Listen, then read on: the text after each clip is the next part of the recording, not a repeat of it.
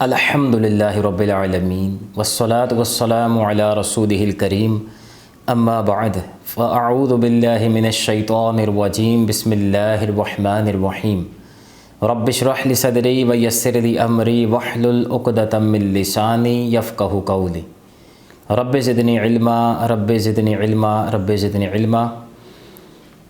الحمدللہ عز وجل فرض علوم کورس کے حوالے سے آج ہمارا دوسرا لیکچر ہے، اور آج کا لیکچر بہت اہم نوعیت کا ہے۔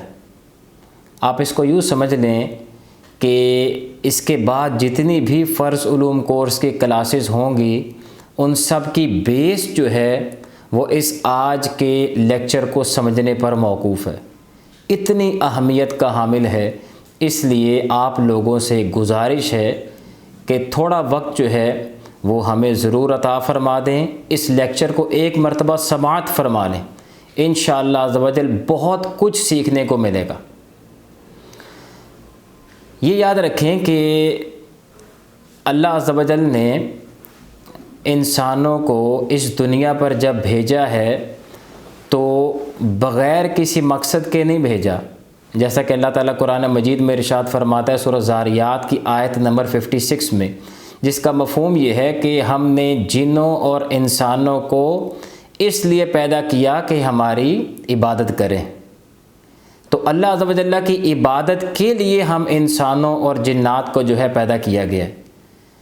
اب اس میں یہ ہے کہ جب ہم لوگ اس دنیا میں آنے کے بعد کسی ذات کے پابند ہیں تو آزادی تو ختم ہو گئی۔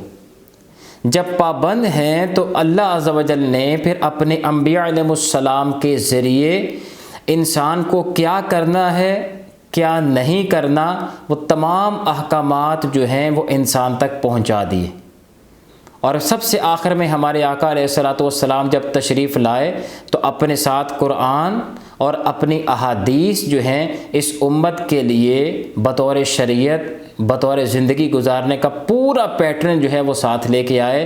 اب ہمارے لیے حکم شرع یہ ہے کہ ہم انسانوں کو کچھ کاموں کے کرنے کا اللہ عز و جل نے حکم ارشاد فرما دیا، اور کچھ کاموں سے باز رہنے کا حکم ارشاد فرما دیا کہ تم لوگوں نے یہ کام کرنے ہیں اور ان کاموں سے باز رہنا ہے۔ تو دو طرح کے احکامات ہمارے سامنے آتے ہیں، ایک کرنے والے کاموں کے حوالے سے اور ایک بچنے والے کاموں کے حوالے سے۔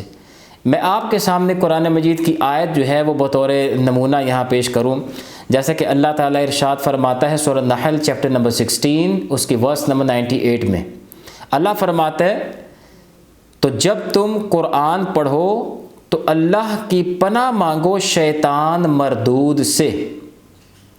اچھا، اس آیت مقدسہ میں اللہ تعالیٰ یہ ارشاد فرما رہا ہے کہ اگر کوئی بندہ قرآن پڑھنا چاہتا ہے تو اس سے پہلے اعوذ باللہ پڑھے، تعوذ پڑھے۔ تو میرا ایک سوال یہ ہے کہ اب یہ قرآن میں آ گیا کہ قرآن پڑھنے سے پہلے اعوذ باللہ پڑھو۔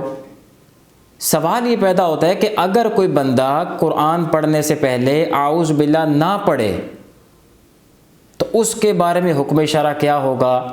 قرآن پڑھنے سے پہلے اعوذ باللہ پڑھنا کیا فرض ہے کہ قرآن میں آ گیا؟ کیا ہر چیز جو قرآن میں آ گئی تو اس کو لازمی کرنا ہوگا؟ اسی طرح جو چیز احادیث میں آ گئی کہ نبی علیہ الصلوۃ والسلام نے فرمایا کہ ایسا کرو، تو کیا اس کا مطلب یہ ہے کہ اس کا کرنا لازمی ہو گیا؟ ایسا نہیں ہے۔ جب آپ قرآن کی اس آیت کو سامنے رکھیں گے، جیسے ہمارے فقہا نے ارشاد فرمایا کہ جب ہم نے ان سے پوچھا کہ آپ ہماری رہنمائی فرمائیں کہ جب اللہ عز و جل نے قرآن مجید میں یہ ارشاد فرمایا کہ قرآن پڑھنے سے پہلے اعوذ باللہ پڑھو تو اب اس کا حکم کیا ہوگا، تو فقہا یہ ارشاد فرماتے ہیں کہ جب قرآن مجید کی دیگر آیات کو سامنے رکھا اور اسی طرح احادیث کا ذخیرہ اپنے سامنے رکھا، تو جب اس پورے ذخیرے کو قرآن کے اس آیت کے ساتھ انہوں نے جمع کیا تو اس کا نتیجہ یہ نکلا کہ اعوذ باللہ پڑھنا جو ہے یہ فرض واجب نہیں ہے، بلکہ بعض فقہا کے نزدیک سنت یا مستحب کے درجے میں ہے۔ یعنی اس کا مطلب یہ ہے کہ اگر کوئی قرآن پڑھنے سے پہلے اعوذ باللہ نہیں پڑھتا تو وہ گناہ گار نہیں ہے، یہ لازم نہیں ہے۔ کیوں لازم نہیں ہے؟ فقہا نے یہ ارشاد فرمایا کہ جب ہم نے اپنے نبی علیہ الصلوۃ والسلام کی مبارک زندگی کی طرف دیکھا، احادیث کو دیکھا، تو پتہ یہ چلا کہ نبی علیہ الصلوۃ والسلام کبھی اعوذ باللہ پڑھتے تھے اور کبھی آپ علیہ الصلوۃ والسلام نے اعوذ باللہ کو ترک بھی فرمایا۔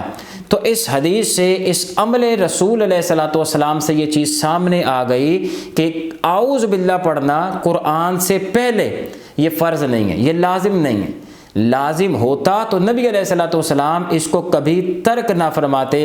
تو آپ علیہ الصلوۃ والسلام کے مبارک عمل نے بتا دیا کہ اس آیت پر عمل کرنا جو ہے امت کے لیے فرض نہیں ہے۔ اسی طرح بعض اوقات ایسا ہوتا ہے کہ قرآن مجید کی کوئی آیت سامنے آ گئی، بظاہر اس میں آپشن معلوم ہوتا ہے کہ شاید یہاں امت کو آپشن دی گئی ہے، چاہے تو کر لے چاہے تو نہ کرے۔ جیسے کہ میں آپ کے سامنے مثال دوں، اللہ فرماتا ہے سورہ نساء چیپٹر نمبر 4 اس کی آیت نمبر 101 میں، اور جب تم زمین میں سفر کرو تو اس میں کوئی مذاکرہ نہیں کہ تم نماز میں قصر کر لو، اگر تم کو یہ خدشہ ہو کہ کافر تم پر حملہ کریں گے۔ اب بظاہر اس آیت مقدسہ کو پڑھ کے یہ سمجھ میں آتا ہے کہ اگر کوئی حالت سفر میں ہے اور اس کو خوف لاحق ہے دشمن کا، کفار کے حملہ کرنے کا، تو اب اس پر کوئی حرج نہیں ہے کہ اگر یہ 4 رکعتی نماز کو 2 رکعت کر کے پڑھ لیتا ہے، قصر کر لیتا ہے۔ یعنی یہاں ہمیں لگتا ہے کہ آپشن ہے، چاہے تو پوری پڑھ لے، چاہے تو اس میں رخصت لے لے، یعنی قصر کر لے، 2 کر کے پڑھ لے۔ لیکن اگر آپ قرآن مجید کی دیگر آیات و احادیث کو اس کے ساتھ ملائیں گے نا، اس آیت مقدسہ کے ساتھ، تو پھر پتہ یہ چلتا ہے کہ یہاں آپشن نہیں ہے، بلکہ حکم شرع یہ ہے کہ حالت سفر میں نماز کو قصر کرنا جو ہے واجب کے درجے میں ہے، لازم ہے۔ تو ان 2 مثالوں سے آپ کو یہ سمجھنے میں آسانی ملے گی کہ اگر کوئی شخص قرآن کا ترجمہ پڑھ کے اس کو خود سے سمجھنے کی کوشش کرے گا تو یہ بہت ممکن ہے کہ وہ گمراہ ہو جائے گا۔ یہ تو صرف 2 میں نے آپ کے سامنے مثالیں دیں، احادیث کا تو ذخیرہ موجود ہے، اتنی مثالیں موجود ہیں کہ آپ ایک عام انسان کے سامنے فقط احادیث کا یا قرآن کا ترجمہ رکھ دیں اور اس کو یہ کہہ دیں کہ آپ اس کو خود سیکھ لیں، کبھی بھی وہ صحیح نتیجے پر نہیں پہنچ سکتا جب تک علماء کی رہنمائی اس کے جو ہے ساتھ نہیں ہوگی، جب تک علماء کی بارگاہ سے رجوع نہیں کرے گا، اپنا کوئی اس حوالے سے استاد نہیں پکڑے گا، وہ کبھی بھی بہت مشکل ہے کہ وہ اپنا یہاں سے جو ہے صحیح موقف سمجھ جائے، صحیح حکم معلوم کر لے۔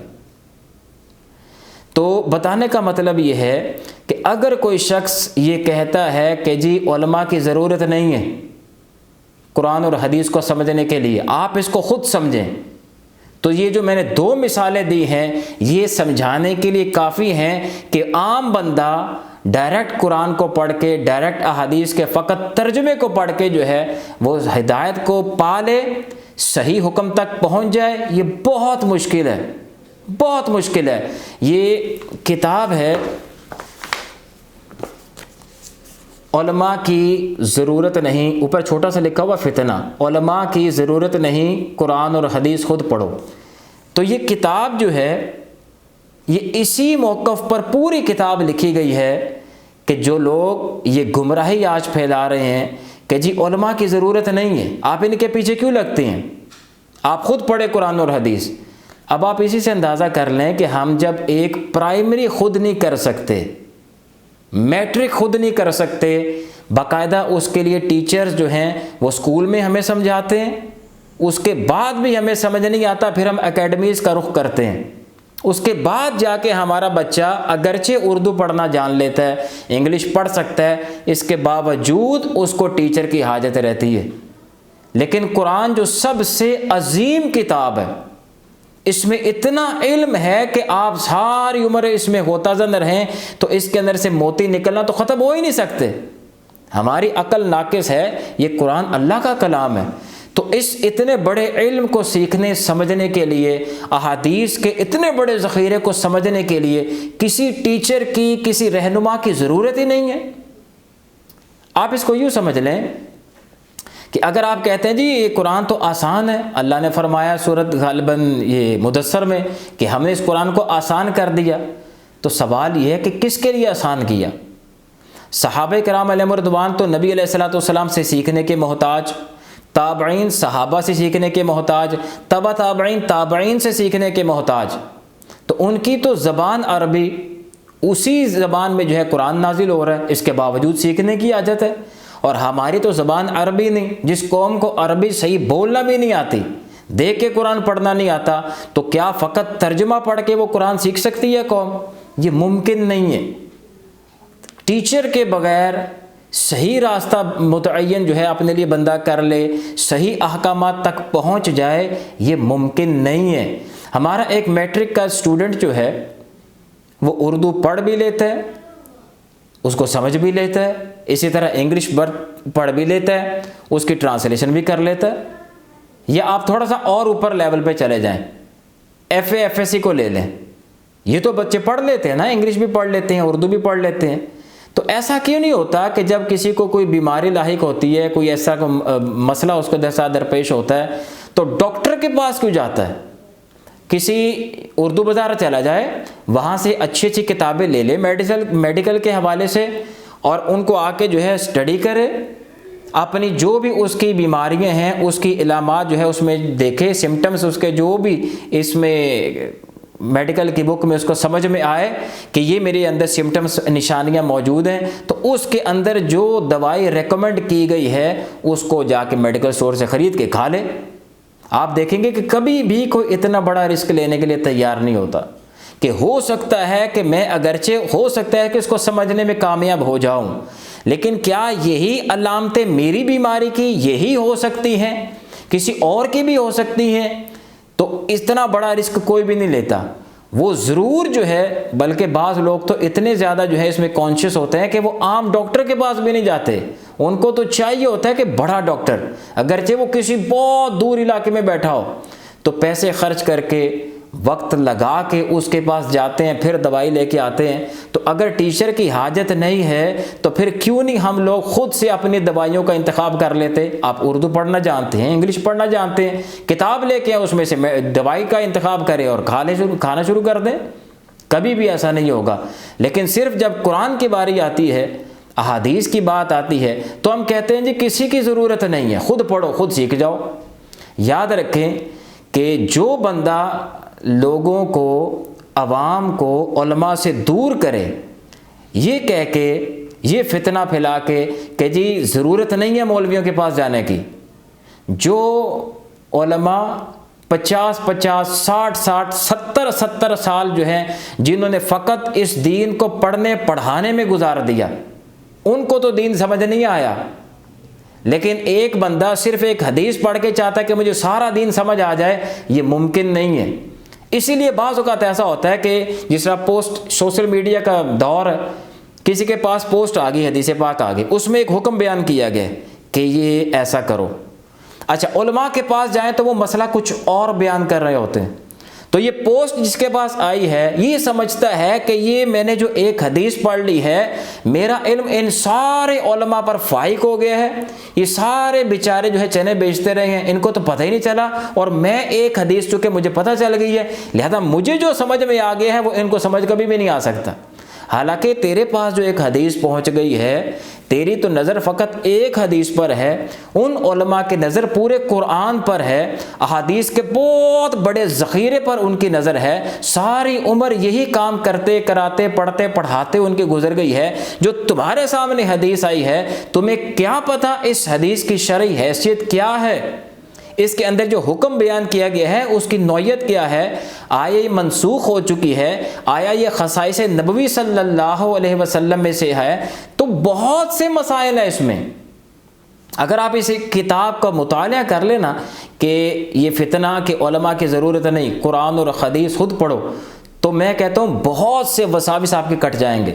آپ کو یہ محسوس ہوگا کہ علماء کی رہنمائی کے بغیر ہم لوگ قرآن اور حدیث سمجھ سیکھ نہیں سکتے۔ جیسے میں نے فقط 2 مثالیں آپ کے سامنے بیان کی، آپ اس میں سے یہ حکم ہی نہیں تلاش کر سکتے۔ عام بندہ جس کے سامنے یہ آیت میں پڑھ دوں کہ جی اللہ فرماتا ہے قرآن سے پہلے اعوذ باللہ پڑھو، اس نے تو یہ کہنا ہے کہ جی قرآن میں آگے تو کرنا لازم ہو گیا۔ اور جو یہ کسر کی میں نے آیت پڑھی ہے کہ جس میں اللہ تعالیٰ فرما رہا ہے کہ اس پہ کوئی عرض نہیں اگر کم کر لیتا ہے، یعنی اس کا مطلب کہ پوری پڑھ لے تو بھی صحیح ہے، کم کر لے تو بھی صحیح ہے، جبکہ ایسا نہیں ہے، کسر کرنا واجب ہے۔ تو خلاصہ کلام یہ ہے کہ دین کو سیکھنے کے لیے علماء کی ہر قدم پر ان کی ضرورت ہے۔ ان ہستیوں کے بغیر دین کو سمجھنا یہ ممکن نہیں ہے۔ اب آئے اپنے اصل ایشو کی طرف، اپنے اصل ٹاپک کی طرف۔ آج ہمارا جو ٹاپک ہے وہ ہے شرعی اصطلاحات۔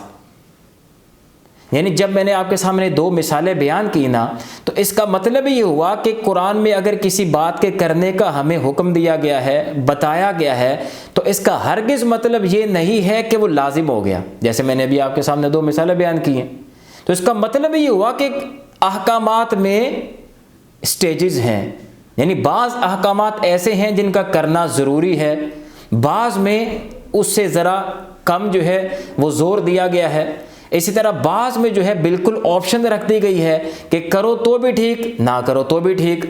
اسی طرح نہ کرنے والے کاموں کے حوالے سے بھی سٹیجز ہیں، بعض کاموں سے بچنا بہت ضروری ہے، بعض سے ضروری ہے لیکن اتنا ضروری نہیں، اور بعض کے حوالے سے آپشن رکھ دی ہے کہ اگر ان کاموں سے بچو تو بہت بہتر ہے، اگر کوئی ان کاموں کو کر لیتا ہے تو وہاں شریعت گرفت نہیں فرماتی۔ بس یہ چیز میں نے آج آپ کو سکھانی کہ اصل میں شرعی اصطلاحات ہیں کیا۔ اصل میں یہ احکامات ہیں۔ ہمارے فقہاء نے قرآن اور حدیث پر گہری ریسرچ کرنے کے بعد یوں سمجھ لیں کہ 11 طرح کے احکامات ہمارے سامنے رکھے ہیں۔ کتنے؟ 11 احکامات ہمارے سامنے رکھے ہیں کہ انہی کو شرعی اصطلاحات کہتے ہیں۔ اگر آپ ان 11 احکامات کو سمجھ لیتے ہیں، ان کی تعریف، ان کا حکم، تو پھر آگے اگر آپ کتب فقہ کا مطالعہ کرتے ہیں تو ان میں بار بار یہ احکامات آتے ہیں۔ مثال کے طور پر آپ سے پوچھتا ہے کہ یار، آپ کسی سے پوچھتے ہیں کسی عالم دین سے کہ حضرت اس کا مسئلہ کیا ہے، وہ آپ کو فرما دیتے ہیں یہ مکروہ تحریمی ہے۔ اب آپ کو پتہ ہونا چاہیے کہ مکروہ تحریمی کا معنی کیا ہے، اس کا حکم کیا ہے۔ کسی سے آپ نے پوچھا، انہوں نے فرمایا یہ ایک مکروہ تنزیہی ہے۔ آپ نے پوچھا اس کا حکم کیا ہے، وہ فرماتے ہیں یہ مستحب کے درجے میں۔ تو یہ وہ احکامات ہیں جن کو جاننا بہت ضروری ہے۔ اگر ان کا معنی ہی نہیں پتہ ہوگا، ان کا حکم ہی نہیں پتہ ہوگا تو مسئلہ سمجھ نہیں آئے گا۔ مثال ایک اور میں آپ کو دوں، ایک بندہ کتاب لے کے آ گیا، اس میں لکھا ہوا کہ کھڑے ہو کے پانی پینا یہ مکروہ تنزیہی ہے۔ اب کھڑے ہو کے پانی پینا مکروہ تنزیہی ہے۔ اب جب تک مکروہ تنزیہی کا معنی پتہ نہیں ہوگا، اس کا حکم پتہ نہیں ہوگا، تو آپ اس مسئلے کی حقیقت کو سمجھ نہیں سکیں گے۔ تو آج کے اس لیکچر میں صرف آپ کو یہی میں نے بتانا ہے کہ یہ جو 11 احکامات ہیں، ان کی تعریف کیا ہے اور ان کا حکم کیا ہے، انہی کو شرعی اصطلاحات کہتے ہیں۔ یہ ایسی ٹرمینالوجیز ہیں کہ جو بار بار آگے استعمال ہوں گی، اس لیے ان کا جاننا، ان کا سیکھنا بہت ضروری ہے۔ تو انشاءاللہ عز و جل ہم اس کو جو سمجھنے کی کوشش کریں گے تاکہ ہمارے سامنے جب لکھا ہوا بھی آ جائے گا تو ہمارے لیے اس کو سمجھنا مزید آسان ہو جائے گا۔ 11 شرعی اصطلاحات ہیں، یعنی یوں سمجھ لیں 11 احکامات ہیں۔ 5 وہ احکام ہیں جو کرنے والے کاموں کے حوالے سے ہیں، اور 5 وہ احکام ہیں جو نہ کرنے والے کاموں کے حوالے سے ہیں۔ کرنے والے کاموں کے حوالے سے سب سے پہلے ہے فرض، اس کے بعد ہے واجب، تیسرے نمبر پر ہے سنت مؤکدہ، چوتھے نمبر پر ہے سنت غیر مؤکدہ، اور 5ویں نمبر پر ہے مستحب۔ اور اسی طرح ان 5 کے سامنے فرض کے مقابل ہے، جو نہ کرنے والے کاموں کی لسٹ ہے اس میں سب سے پہلے ہے حرام، یہ فرض کے مقابل ہے۔ دوسرے نمبر پر ہے مکروہ تحریمی، یہ واجب کے مقابل ہے۔ اور تیسرے نمبر پر ہے اصاعت، یہ سنت مؤکدہ کے مقابل ہے۔ اور چوتھے نمبر پر ہے مکروہ تنزیہی، یہ سنت غیر مؤکدہ کے مقابل ہے۔ اور پانچویں نمبر پر ہے خلاف اولا، یہ مستحب کے مد مقابل ہے۔ اور 11واں جو ہے وہ ہے مباح۔ تو یہ 11 شرعی احکام ہیں جن کی انشاءاللہ اب میں مختصر سی تعریف اور ان کا حکم جو ہے آپ کے سامنے بیان کرتا ہوں۔ سب سے پہلے ہے فرض۔ فرض کہتے ہیں وہ کام جس کا کرنا لازم ہے۔ اس کا حکم یہ ہے کہ اگر کسی نے اس کو جان بوجھ کر ایک مرتبہ بھی چھوڑا تو یہ کبیرہ گناہ گار جو ہے وہ کہلائے گا، ایسا شخص فاسق و فاجر کہلائے گا۔ اور اگر کوئی فرض کا انکار کر دے تو یہ ایسا شخص دائرہ اسلام سے خارج ہو جائے گا۔ یہاں میں آپ کو بتا دوں کہ علماء نے اس کی مزید جو ہے وہ دو تقسیم جو ہے دو طرح کی ہے، فرض اعتقادی، فرض عملی، لیکن ہم اس تفصیل میں نہیں جا رہے۔ آپ اس کو موٹا موٹا بس یہ سمجھ لیں کہ فرض وہ کام جس کا کرنا لازم، اگر کوئی جان بوجھ کے ایک مرتبہ بھی اس کو ترک کر دیتا ہے تو یہ کبیرہ گناہ یعنی بڑا گناہ گار ہے، فاسق و فاجر ہے۔ اور اگر کوئی اس کا انکار کر دے تو دائرہ اسلام سے خارج ہو جائے گا۔ جیسے اس کی مثالوں میں نماز، روزہ، حج، زکوٰۃ وغیرہ۔ اگر کوئی بندہ نماز کو ایک مرتبہ جان بوجھ کے ترک کر دے، چھوڑ دے، تو ہم کہیں گے بڑا گناہ کیا، ایسا شخص فاسق و فاجر ہے۔ اور اگر کوئی نماز کا انکار کر دے کہ میں نماز کو فرض نہیں مانتا یا اس کو میں مانتا ہی نہیں، تو ایسا شخص پھر دائرہ اسلام سے خارج ہو جائے گا۔ دوسرے نمبر پر ہے واجب۔ واجب جو ہے یہ وہ کام اس کا کرنا بھی لازم ہے، لیکن اس کا لزوم جو ہے فرض سے کم ہے، یہ اتنا لازم نہیں جتنا فرض لازم تھا۔ بہرحال واجب کا کرنا بھی لازم ہے۔ اس کا حکم یہ ہے کہ اگر کسی نے اس کو ایک دو مرتبہ ترک کیا جان بوجھ کر تو ہم کہیں گے کہ یہ چھوٹا گناہ ہے، صغیرہ گناہ ہے۔ اور اگر کوئی اس کو ترک کرنے کی عادت بنا لے تو اب یہ کبیرہ گناہ ہو جائے گا۔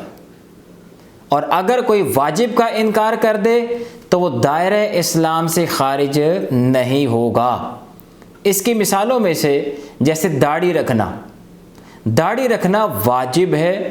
اگر کسی نے ایک دو مرتبہ اس کو چھوڑا یعنی داڑھی منڈائی تو ہم کہیں گے چھوٹا گناہ۔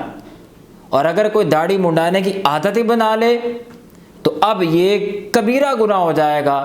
اور اگر کوئی شخص داڑھی کا انکار کر دے تو بہرحال وہ دائرہ اسلام سے خارج نہیں ہوگا۔ اسی طرح اس کی مثالوں میں سے قربانی کرنا یہ بھی واجب ہے۔ وطر جو عشاء کے ساتھ 3 پڑھے جاتے ہیں وہ بھی واجب ہیں۔ اسی طرح عیدین کی نماز یعنی چھوٹی عید کی جو 2 رکعتیں پڑھی جاتی ہیں، بڑی عید کی جو 2 رکعتیں پڑھی جاتی ہیں، یہ بھی واجبات میں سے ہیں۔ اسی طرح اگر کوئی سلام کرے تو سلام کا جواب دینا یہ واجب ہو جاتا ہے۔ سلام کرنا تو سنت ہے، لیکن جس کو سلام کیا گیا اب اس پر واجب ہو جاتا ہے کہ اس سلام کا جواب دے، اگر شرعی عذر وہاں نہ پایا جائے۔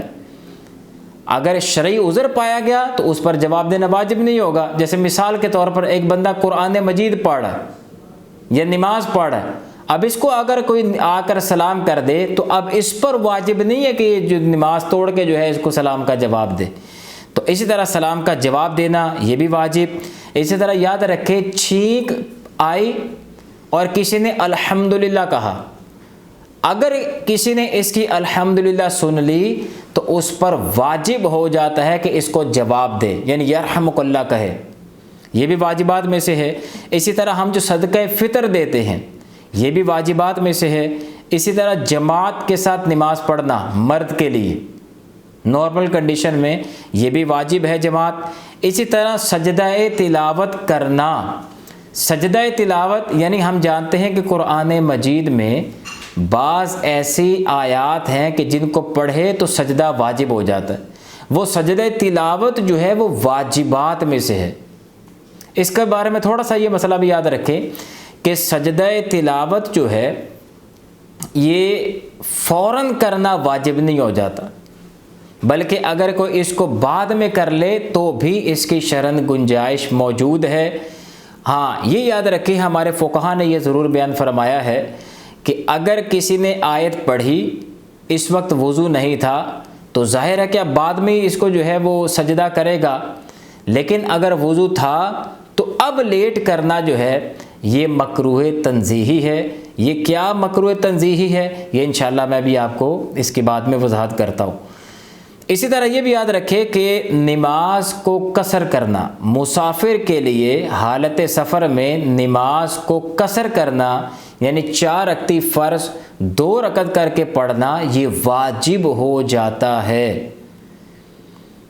اسی طرح بھی یاد رکھیں کہ اگر کسی نے کوئی منت مانی جو شرعی منت تھی، اب اس کو پورا کرنا جو ہے، اگر وہ منت پائی گئی، اگر معلق منت تھی تو اب اس کو پورا کرنا جو ہے وہ واجب ہو جاتا ہے۔ تو یہ چند ایک مثالیں تھیں واجب کے حوالے سے۔ تیسرے نمبر پر ہے سنت مؤکدہ۔ سنت یعنی وہ کام جو نبی علیہ الصلوۃ والسلام نے کیا، اور مؤکدہ جس کی تاکید ہے، یہ آسان لفظوں میں اس کو یوں سمجھ لیں، سنت مؤکدہ سے مراد وہ کام جس کو نبی علیہ الصلوۃ والسلام نے ہمیشہ کیا، ہاں بیان جواز کے لیے اس کو ترک بھی فرما دیا کبھی، تو اس کا حکم یہ ہے کہ اگر کسی نے اس کو 1-2 مرتبہ ترک کیا تو ہم کہیں گے برا کیا، گناہ نہیں ہے۔ اور اگر کوئی اس کو چھوڑنے کی عادت بنا لے اب یہ بندہ گناہ گار ہوگا۔ اس کی مثالوں میں سے جیسے 5 وقتی نماز جو جماعت کے ساتھ مسجد میں پڑھی جاتی ہے، اس کے لیے اذان دینا جو ہے یہ سنت مؤکدہ ہے۔ اب آپ کو پتہ یہ چل گیا کہ جو اذان مسجد میں دی جاتی ہے، اگر آپ سے پوچھ لے کہ اس کا حکم کیا ہے، تو اب آپ کو یہ پتہ ہونا چاہیے کہ اس کا حکم سنت مؤکدہ کا ہے۔ تراویح جو رمضان میں پڑھی جاتی ہے یہ نماز بھی سنت مؤکدہ ہے۔ اس کا مطلب یہ ہوا کہ اگر کسی نے 1-2 مرتبہ اس نماز کو ترک کیا ہم کہیں گے برا کیا، اور اگر کوئی اس کے چھوڑنے کی عادت ہی بنا لے یعنی نماز تراویح پڑھتا ہی نہیں ہے تو اب یہ گناہ گار ہوگا۔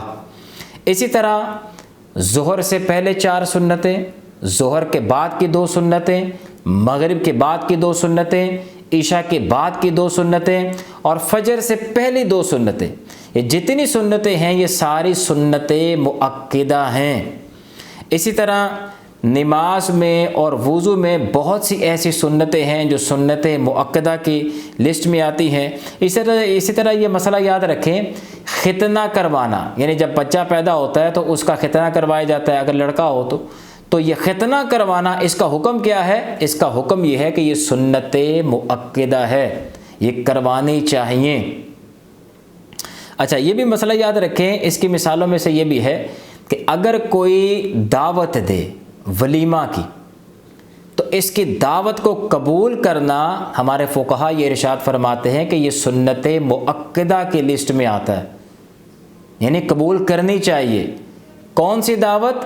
جو خرافات سے پاک ہو، غیر شرعی کام وہاں پہ نہ ہو، ایسی دعوت کو قبول کرنا سنت مؤکدہ ہے۔ لیکن اگر پتہ ہے جیسے ہمارے ہاں آج کل شادی بیاہ میں ہوتا ہے کہ دعوت ولیمہ ہے لیکن وہاں وہ بے پردگی، میوزک، ڈانس، گانے باجے اور دیگر غیر شرعی حرکات جتنی بھی ہے، اگر ایسی محفل ہے تو ایسی دعوت کو قبول کرنا سنت مؤکدہ نہیں ہے، بلکہ ایسی دعوتوں سے جتنا ہو سکے اوائڈ کرنا چاہیے۔ ہاں چوتھے نمبر پر ہے سنت غیر مؤکدہ۔ یہ وہ کام ہے کہ جس کو نبی علیہ الصلوۃ والسلام نے کبھی کیا اور کبھی چھوڑ دیا، یعنی اس پر ہمیشگی نہیں فرمائی۔ اس کی یہ تعریف بھی فقہا نے بیان فرمائی ہے کہ وہ تمام کام جو نبی علیہ الصلوۃ والسلام نے بطور عادت اختیار فرمائے وہ تمام کے تمام کام سنت غیر مؤکدہ کے لسٹ میں آتے ہیں۔ اس کا حکم یہ ہے کہ اگر کسی نے اس کو چھوڑ دیا تو ہم کہیں گے ناپسندیدگی ہے، شریعت اس کو ناپسند رکھتی ہے، لیکن اس پر گناہ نہیں ہے۔ اگر کوئی اس کام کو چھوڑ دیتا ہے تو ناپسندیدہ کام ضرور ہے، ثواب سے محروم ضرور ہوا، لیکن اس کے باوجود اس کو گناہ گار نہیں آپ کہہ سکتے۔ جیسے مثال کے طور پر عصر کی پہلی 4 سنتیں اور عشاء کی پہلی 4 سنتیں، یہ سنتیں غیر مؤکدہ ہیں۔ اس کا مطلب یہ ہوا کہ اگر کوئی عصر سے پہلے 4 سنتیں پڑھتا ہے تو بہت زیادہ ثواب ہے، اگر کوئی ان کو چھوڑ دیتا ہے تو ناپسندیدگی ضرور ہے، لیکن بہرحال وہ گناہ گار نہیں ہوگا۔ ہاں، اسی طرح نبی علیہ الصلوۃ والسلام کی وہ معمولات جو بطور عادت آپ نے اپنائے، جیسے اٹھنے، بیٹھنے، آنے جانے، کپڑے وغیرہ چینج کرنے کی سنتیں، اسی طرح کھانے پینے کی تمام سنتیں، یہ تمام معاملات جو آپ نے بطور عادت اختیار فرمائے، یہ سب کے سب سنتیں غیر مؤکدہ کی لسٹ میں آتے ہیں۔ اسی طرح یہ بھی یاد رکھیں کہ مسواک کرنا یہ بھی سنتیں غیر مؤکدہ ہے۔ ہاں، یہ فقہا نے ضرور لکھا کہ اگر کسی انسان کے منہ سے بدبو آ رہی ہو تو اب اس کے لیے سنت مؤکدہ ہو جائے گا کہ مسواک کرے یا کوئی ایسا طریقہ اختیار کرے، برش وغیرہ کرے، جس کی وجہ سے اس کے منہ کی بدبو زائل ہو۔ ہاں، یہ بھی یاد رکھیں کہ امامہ باندھنا یہ بھی سنت غیر مؤکدہ کے لسٹ میں آتا ہے۔ اس کا مطلب یہ ہوا کہ اگر کوئی شخص امامہ نہیں باندھتا تو ہم اس کو گناہ گار نہیں کہہ سکتے، ٹھیک ہے نا۔ اسی طرح ٹوپی پہننا یہ سنت غیر مؤکدہ کے لسٹ میں آتا ہے۔ اگر کوئی ٹوپی نہیں پہنتا تو یہ ناپسندیدہ ضرور ہے حالت نماز میں، لیکن اگر کوئی ٹوپی نہیں پہنتا تو اس کی نماز پھر بھی ہو جائے گی۔ اگرچہ ہم اس کو خلاف سنت کہیں گے کہ سنت یہی تھا کہ ٹوپی پہن کے نماز پڑھی جاتی، بہت بہتر تھا کہ امامہ پہن کے نماز پڑھی جاتی، لیکن ابھی ہم یہ نہیں دیکھ رہے کہ کرنا کیا چاہیے، ابھی ہم فقط احکامات سیکھ رہے ہیں۔ اگر کوئی ٹوپی نہیں پہنتا اسی طرح نماز پڑھ لیتا ہے تب بھی اس کی نماز ہو جاتی ہے، اگرچہ خلاف سنت ہوتی ہے، ثواب میں کمی آتی ہے، لیکن ہم اس کو یہ نہیں کہہ سکتے کہ یہ بندہ گناہ گار ہے، اس نے ٹوپی کے بغیر نماز پڑھ دی۔ اس کا حکم بہرحال یہ ہے۔ اسی طرح یہ بھی یاد رکھیں کہ جب بچہ پیدا ہوتا ہے تو اس کے کان میں اذان دی جاتی ہے، دوسرے کان میں اقامت کہی جاتی ہے، تو یہ کام، یہ عمل، یہ بھی سنت غیر مؤکدہ کے لسٹ میں آتا ہے۔ بعض لوگ یہ کہتے ہیں کہ جی جب تک اس کے کان میں بچے کی اذان نہیں دی جائے گی یہ مسلمان نہیں ہوگا۔ بھئی ایسا مسئلہ نہیں ہے، وہ مسلمان کے گھر پیدا ہوا ہے، وہ مسلمان ہی ہے۔ ہاں، برکت کے لیے، سنت پر عمل کے لیے جو ہے اذان دی جاتی ہے، تاکہ پہلا کلمہ بچے کے کان میں جو پڑھے وہ اللہ کا مقدس نام ہو، اس کے نبی علیہ الصلوۃ والسلام کا مقدس نام اس کے کان میں پہلے آئے، تو یہ بہت بہتر ہے۔ اس لیے سنت ہے کہ جب بچہ پیدا ہو تو اس کے کان میں اذان دے لی جائے۔ یہ بھی یاد رکھیں کہ عقیقہ کرنا یہ بھی سنت غیر مؤکدہ کی لسٹ میں آتا ہے۔ بعض فقہا نے اس کو مستحب بھی قرار دی ہے، تو یہ سنت ہے عقیقہ کرنا۔ اس کا مطلب یہ ہوا کہ بہت سے لوگ یہ سوال کرتے ہیں کہ جی ہم نے تو بچے کا عقیقہ کیا ہی نہیں تھا، وہ یہ سمجھتے ہیں کہ اگر عقیقہ نہ کیا تو شاید بہت زیادہ گناہ گار ہو گئے۔ تو اب آپ کو یہ پتہ چل گیا کہ عقیقہ کرنا یہ سنت غیر مؤکدہ ہے۔ اس کا مطلب یہ ہے کہ اگر کوئی مالدار شخص ہے، غریب پر تو ہے ہی نہیں جس کی اتنی پسلی نہیں ہے، اس کو تو شریعت نے ویسے اس پہ رکھا ہی نہیں ہے، اور اگر کوئی مالدار شخص ہے تو اس کو یہ چاہیے کہ اگر لڑکا ہے تو اس کی طرف سے 2 بکرے، اور اگر لڑکی ہے تو اس کی طرف سے 1 بکرا یہ قربان کرنا، اس کو عقیقہ کہتے ہیں۔ تو عقیقہ کرنا جو ہے یہ فی نفسہ ہی سنت غیر مؤکدہ ہے، یا بعض فقہا کے نزدیک یہ مستحب کے درجے میں ہے۔ اس کا مطلب یہ ہوا کہ اگر کوئی عقیقہ نہیں بھی کرتا تو خلاف سنت تو ہے، ثواب سے محروم تو یہ بندہ ضرور ہوا، لیکن یہ گناہ گار نہیں ہوا۔ اسی طرح یہ یاد رکھے کہ ہم نے یہ اپنے جس طرح بڑوں سے سن رکھا ہوتا ہے کہ جب چھوٹی عید کے دن، عید الفطر والے دن بندہ نماز پڑھنے کے لیے جائے تو کوئی میٹھی چیز کھا کے جائے، 1 کھجور، 3 کھجوریں یا 5 کھجوریں یا کچھ اور میٹھا اویلیبل ہو تو وہ کھا کے جائے۔ تو یہ بھی جو ہے یہ سنت غیر موقدہ کی مثالوں میں سے ہے۔ اسی طرح جس طرح علماء فرماتے ہیں کہ جب عید کی نماز پڑھنے گئے تو واپسی پہ راستہ بدل کر آئے، تو یہ بھی سنت غیر موقدہ کی مثالوں میں سے ہے۔ اسی طرح یاد رکھیں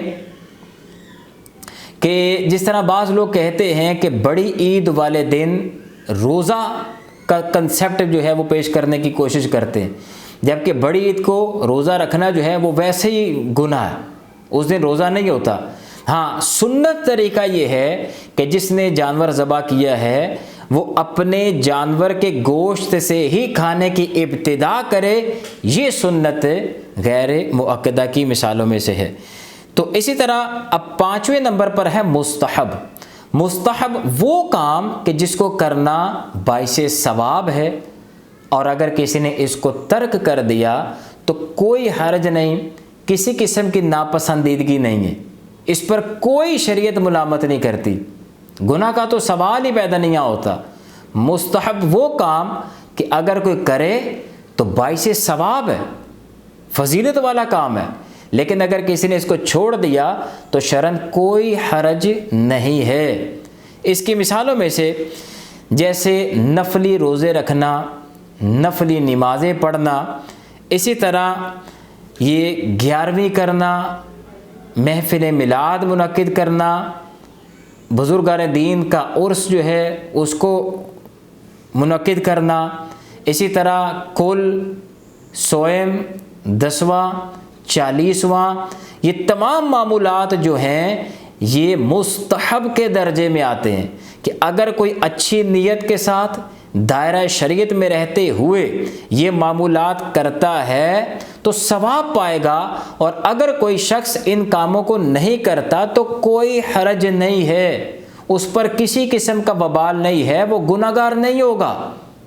اسی طرح نبی علیہ الصلوۃ والسلام کا مبارک نام آئے تو انگوٹھے چومنا، یہ بھی مستحب کے درجے میں ہے، بہت اچھا کام ہے، لیکن اس میں یہ یاد رکھیں کہ 2 ایسے مقام ہیں جب انگوٹھے چومنے کو فقہاء نے منع فرمایا، جب قرآن کی تلاوت ہو رہی ہو اور وہاں نبی علیہ الصلوۃ والسلام کا نام آئے تو اب حکم شرع یہ ہوتا ہے کہ پوری توجہ کے ساتھ جو ہے وہ تلاوت کو سنا جائے، اس لیے اس موقع پر انگوٹھے نہیں چومے جائیں گے۔ اور دوسرا یہ کہ جب جمعہ کا خطبہ ہو رہا ہو تو اس میں اگر نام مبارک آتا ہے نبی علیہ الصلوۃ والسلام کا تو اس وقت بھی خطبے کو پوری توجہ کے ساتھ سننے کا حکم ہوتا ہے، اس لیے اس موقع پر بھی آپ علیہ الصلوۃ والسلام کا اگر نام مبارک آئے تو انگوٹھے چومنا منع ہے۔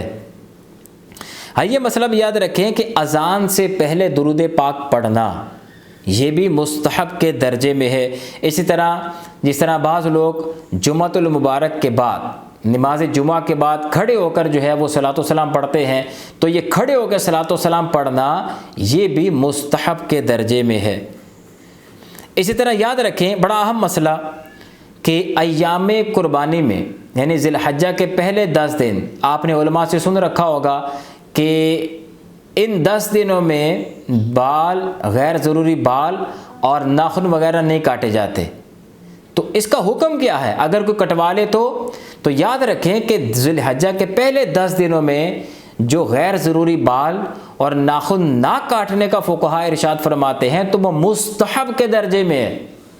اس کا مطلب یہ ہوا کہ اگر کسی شخص نے ان 10 دنوں میں غیر ضروری بال کاٹ لیے یا ناخن کاٹ لیے تو ثواب سے تو محروم ضرور ہوا، لیکن وہ گناہگار نہیں ہے، اس پر کسی قسم کا کوئی جو ہے وہ ملامت نہیں ہے، اس پر کوئی اس کو جو ہے حرج نہیں ہے، شریعت اس کے بارے میں اس کی کوئی گرفت نہیں کرتی اگر وہ ان 10 دنوں میں اپنے غیر ضروری بال اور ناخن وغیرہ کاٹ لیتا ہے۔ ہاں یہ ضرور ہے کہ بندہ ثواب سے ضرور محروم ہو جاتا ہے، لیکن بہرحال گناہ نہیں ہے۔ اسی طرح یہ بھی یاد رکھیں کہ اذان کے وقت انگلیاں جو ہیں کانوں میں ڈالی جاتی ہیں تاکہ آواز زیادہ بلند ہو، تو یہ کانوں میں جو انگلیاں ڈالی جاتی ہیں ان کا حکم کیا ہے؟ اگر آپ سے کوئی پوچھ لے تو اس کا حکم یہ ہے کہ یہ مستحب کے درجے میں بہت اچھا ہے کہ کانوں میں انگلیاں ڈال لی جائیں۔ اس کا مطلب یہ ہوا کہ اگر کوئی شخص کانوں میں انگلیاں نہیں ڈالتا، ویسے ہی اس نے اذان پڑھ دی، تب بھی اس کی اذان ہو جائے گی۔ اچھا، یہ اس کی ایک مثال یہ بھی ہے کہ جیسے ہم جانتے ہیں کہ فجر کی اذان میں الصلاۃ خیر من النوم 2 مرتبہ کہا جاتا ہے، تو یہ دو جملے فجر کی اذان میں کہے جاتے ہیں، یہ ادا کرنا فجر کی اذان میں مستحب کے درجے میں۔ اس کا مطلب یہ ہوا کہ اگر کوئی مؤذن اذان کہہ رہا تھا فجر کی اور وہ بھول گیا یہ 2 جملے اور اس نے اپنی اذان مکمل کر لی، تو کیا اس کی اذان ہوگی کہ نہیں ہوگی؟ اب آپ کو پتہ چل گیا کہ چونکہ یہ مستحب کے درجے میں تھا، یعنی فرض واجب نہیں تھا، ہاں ثواب سے وہ بندہ ضرور محروم ہوا، لیکن اذان اس کی صحیح طور پر ادا ہو گئی۔ ہاں اگر اذان کے دوران یاد آ جائے تو ان کو لوٹا لے، لیکن اگر اذان ختم کر چکا ہے تو اس کی اذان جو ہے وہ ہو چکی ہے، اگرچہ ثواب سے بندہ محروم ضرور ہوا۔ اچھا، یہ وہ 5 کام تھے جو کرنے والے کاموں کے حوالے سے تھے، فرض، واجب، سنت مؤکدہ، سنت غیر مؤکدہ اور مستحب۔ اب انہی کے مقابل وہ 5 کام جو نہ کرنے والے کاموں کے حوالے سے ہیں، وہ احکامات۔ سب سے پہلا حرام، یہ فرض کے مقابل ہے، یعنی یوں سمجھ لیں جس طرح فرض کا کرنا لازم تھا اسی طرح حرام کام سے بچنا ضروری ہے۔ اگر کسی نے جان بوجھ کے 1 مرتبہ بھی یہ کام کیا تو وہ کبیرہ گناہ گار ہوگا، بڑا گناہ گار وہ کہلائے گا، فاسق و فاجر کہلائے گا۔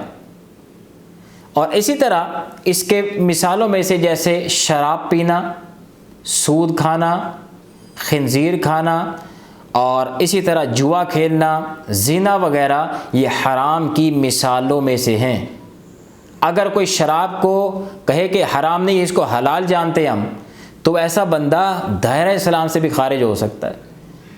تو یہ فرض کا مد مقابل ہے۔ اس کے بعد دوسرے نمبر پر ہے مکروہ تحریمی۔ مکروہ یعنی ایسا کام جس میں کراہت ہے، تحریمی مطلب ایسی کراہت جو حرام کے قریب قریب کر دے۔ آسان لفظوں میں اگر آپ اس کو یاد رکھنے کے لیے یوں یاد کر لیں کہ ایسی کراہت، ایسی ناپسندیدگی جو حرام کے قریب قریب ہے۔ مکروہ تحریمی یہ واجب کا مقابل ہے۔ مکروہ تحریمی ایسا کام کہ جس سے بچنا لازم ہے، اس کا حکم یہ ہے کہ اگر کسی نے 1-2 مرتبہ اس کام کو کر لیا تو یہ صغیرہ گناہ ہے، اور اگر کسی نے اس کام کے کرنے کی عادت بنا لیتے تو اب یہ کبیرہ گناہ ہو جائے گا۔ اس کی مثالوں میں سے جیسے بلا عذر شرعی تصویر کھنچوانا، جیسے تصویر کھنچوائی جاتی ہے تو اگر آپ سے کوئی مسئلہ پوچھے بھی تصویر کھنچوانے کا حکم کیا ہے، تو اب آپ کو پتہ یہ چل گیا کہ تصویر کھنچوانا جو ہے بلا عذر شرعی یہ مکروہ تحریمی ہے، یعنی گناہ ہے۔ اگر کوئی اس کا عادی ہے تب تو یہ کبیرہ گناہ ہے، اور اگر کسی نے 1-2 مرتبہ کیا تو یہ صغیرہ گناہ ہے۔ ہاں یہاں یہ مسئلہ یاد رکھ لیں کہ تصویر جو ہے اس کے اپنے احکامات ہیں کہ کون سی تصویر جو ہے وہ مکروہ تحریمی کے زمرے میں آئے گی، اور بعض تصاویر ایسی بھی ہیں جو بالکل جائز ہونے کے حکم میں۔ جیسے مثال کے طور پر یہ ڈیجیٹل کیمراز کے ذریعے جتنی تصاویر ہیں، اسی طرح موبائل کے ذریعے جتنی تصاویر کھینچی جاتی ہیں، یہ بالکل جائز ہیں، یہ ممنوع نہیں ہے۔ ڈیجیٹل کیمرہ کے ذریعے، موبائل کے ذریعے، کیونکہ یہ ڈاٹا جو ہے یہ ریز کی صورت میں اس میں جو ہے وہ سیو ہوتی ہیں تصاویر، باقاعدہ کوئی نیگیٹو نہیں بنتا، کوئی پکی تصویر نہیں بنتی۔ تو اس میں بہرحال تفصیل ہے، وہ انشاءاللہ وہ پھر کبھی اس کو ڈسکس کریں گے۔ اتنا آپ سمجھ لیں کہ موبائل کے ذریعے، ڈیجیٹل کیمرہ کے ذریعے جو تصاویر، جو موویز وغیرہ بنائی جاتی ہیں وہ مکروہ تحریمی کے زمرے میں نہیں آتی۔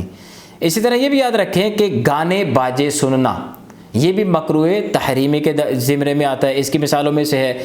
اسی طرح مرد کا سونا یا خالص ریشمی لباس استعمال کرنا یہ بھی مکروہ تحریمی ہے۔ اسی طرح مرد کا ہاتھ اور پاؤں پر مہندی لگانا بلا عذر شرعی، یہ بھی مکروہ تحریمی ہے۔ اس سے پتہ یہ چلا کہ وہ لوگ سبق حاصل کریں جو عورتوں کی طرح ہاتھوں پہ مہندی لگا کے گھومتے پھرتے نظر آتے ہیں، پاؤں پہ مہندی لگائی ہوتی ہے، مرد کے لیے جائز نہیں ہے، یہ عمل مکروہ تحریمی ہے۔ اسی طرح یاد رکھیں کہ مرد کے لیے زیورات استعمال کرنا، گلے میں جو ہے وہ لاکٹ وغیرہ پہن لینا، چھلے پہن لینا، کڑے پہن لینا، یہ سب کا سب مرد کے لیے مکروہ تحریمی ہے۔ اسی طرح یہ بھی یاد رکھیں کہ نماز کے دوران کپڑوں کو موڑ لینا، اس کو ہمارے فقہا نے مکروہ تحریمی قرار دی ہے۔ جیسے بعض لوگ یہ شلوار ہے تو یہاں نیفے سے اڑس لیتے ہیں، گھما لیتے ہیں، یا اسی طرح پاجامہ پینٹ وغیرہ کو نیچے سے فولڈ کر لیتے ہیں، یا یہ آستین وغیرہ کو آدھی کلائی سے زیادہ اوپر فولڈ کر کے لے جانا، تو یہ تمام معمولات جو ہیں اس کو مکروہ تحریمی کے جو ہے وہ ضمن میں فقہا نے لکھا ہے۔ اسی طرح یاد رکھیں کہ سال میں 5 ایسے دن ہیں جن میں روزہ رکھنا مکروہ تحریمی ہے۔ کون کون سے؟ چھوٹی عید، بڑی عید، اور بڑی عید کے بعد لگاتار 3 دن، یعنی مسلسل 4 دن یہ اور ایک چھوٹی عید کا دن، یہ 5 دن ایسے ہیں کہ ان میں روزہ رکھنا ہی مکروہ تحریمی ہے۔ اسی طرح یاد رکھیں کہ میت کے بال ناخن وغیرہ کاٹنا یہ مکروہ تحریمی ہے۔ بعض جگہ یہ رواج ہے کہ وہ میت کے بال سنوارتے ہیں، اس کے بال کاٹنے والے ہوں بال کاٹ دیتے ہیں، ناخن وغیرہ کاٹ دیتے ہیں، تو یہ عمل مکروہ تحریمی ہے، اس سے بچنا ہوگا۔ اسی طرح یہ بھی یاد رکھیں کہ مردوں کا نکر پہن کر جو ہے وہ یوں گھومنا، گھر میں ہی گھومتا ہو یا باہر گھومتا ہو، جس میں گھٹنے وغیرہ نظر آ رہے ہوں، چونکہ مرد کا ستر جو ہے وہ ناف کے نیچے سے لے کر کے گھٹنوں کے نیچے تک اتنا حصہ کم از کم چھپانا فرض ہے۔ اگر کسی نے ایسی چڈی پہن رکھی ہے، ایسی نکر پہن رکھی ہے کہ گھٹنے اس کے نظر آ رہے ہیں تو یہ مکروہ تحریمی ہے۔ اور یہ مصیبت آج ہم باہر عام دیکھ رہے ہیں، بڑے بڑے لوگ داڑھیاں رکھی ہوئی ہیں اور ایسی نکریں پہن کے گھوم رہے ہیں کہ ان کے گھٹنے ننگے ہو رہے ہیں۔ اللہ تعالیٰ سمجھنے کی توفیق عطا فرمائے۔ اسی طرح یہ بھی یاد رکھیں کہ مرد کا کندھوں سے نیچے بال رکھنا جو عورتوں کی مشابہت کی طرف چلا جائے یہ بھی مکروہ تحریمی ہے۔ اسی طرح عورت کا اتنے چھوٹے بال کر لینا، یعنی اتنے کٹوا لینا جو کندھوں سے اوپر آ جائیں، تو چونکہ اب یہ مردوں کی مشابہت ہے لہٰذا اس کے لیے بھی یہ مکروہ تحریمی ہے۔ تو یہ چند ایک مثالیں مکروہ تحریمی کی تھی۔ اس کے بعد تیسرے نمبر پر ہے اساءت۔ اساءت یعنی کہ یہ سنت مؤکدہ کا مقابل ہے۔ اس کی تعریف یہ ہے کہ اگر کسی نے اس کو 1-2 مرتبہ کیا تو ہم کہیں گے برا کیا، اور اگر کوئی اس کی عادت بنا لیتا ہے کرنے کی تو اب یہ گناہ گار ہوگا۔ جیسے کوئی ظہر کی پہلی 4 سنتیں 1-2 مرتبہ اس نے ترک کیا، یہ اساءت ہے، ہم کہیں گے برا کیا، اور اگر چھوڑنے کی عادت بنا لے تو اب یہ گناہ گار بھی ہوگا۔ اسی طرح وضو کی بعض سنتیں مؤکدہ ہیں، اگر کوئی ان کو چھوڑنے کی عادت بنا لے تو اب یہ اساءت ہے اور اب یہ گناہ گار بھی ہوگا۔ اسی طرح اس کے بعد چوتھے نمبر پر ہے مکروہ تنزیہی۔ مکروہ تنزیہی یعنی ایسا کام کہ اگر کوئی بندہ ہے لیکن اس پر گناہ نہیں ہے، پھر سمجھ لیں کہ مکروہ تنزیہی وہ کام کہ اگر کوئی بندہ اس کام کو کرتا ہے تو ہم کہیں گے کہ ناپسندیدہ کام کیا، ایسا نہیں کرنا چاہیے تھا، لیکن کرنے والے کو ہم گناہ گار نہیں کہہ سکتے، ناپسندیدگی ضرور ہے۔ جیسے اس کی مثالوں میں سے کھڑے ہو کر پانی پینا۔ اگر ہم سے کوئی پوچھ لے کہ بھائی یہ کھڑے ہو کے پانی پینے کا حکم کیا ہے، تو ہم اس کو کہیں گے کہ کھڑے ہو کر پانی پینا مکروہ تنزیہی ہے۔ اس کا مطلب یہ ہوا کہ یہ ایک ایسا کام ہے جو ناپسندیدہ کام ہے، بیٹھ کے پانی پینا چاہیے تھا، لیکن اس کے باوجود اگر کوئی بندہ کھڑے ہو کے پانی پیتا ہے تو یہ گناہ گار نہیں ہوگا۔ اسی طرح اس کی مثالوں میں سے ننگے سر نماز پڑھنا۔ جیسے میں نے پہلے بیان کیا کہ اگر کوئی بندہ ننگے سر نماز پڑھتا ہے تو یہ خلاف سنت ہے، چونکہ یہ سنت غیر موقدہ کا مد مقابل ہے.